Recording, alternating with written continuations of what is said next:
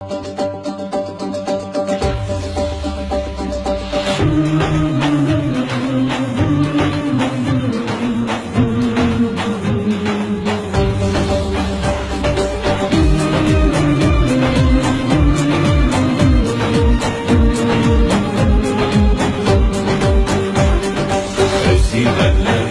gül sesidir o, suskun dünyanın gül sesidir o.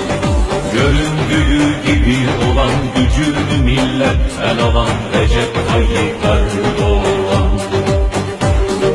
Göründüğü gibi olan gücünü milletten alan Recep Tayyip Erdoğan.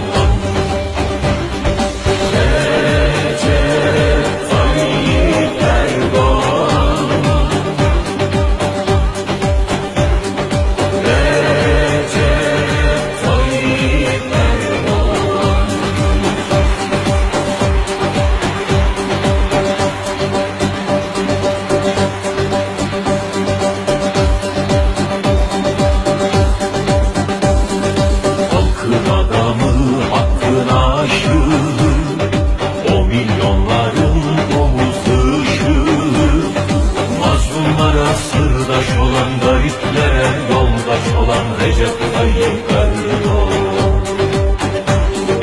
Mazlumlara sırdaş olan gariplere yoldaş olan Recep Tayyip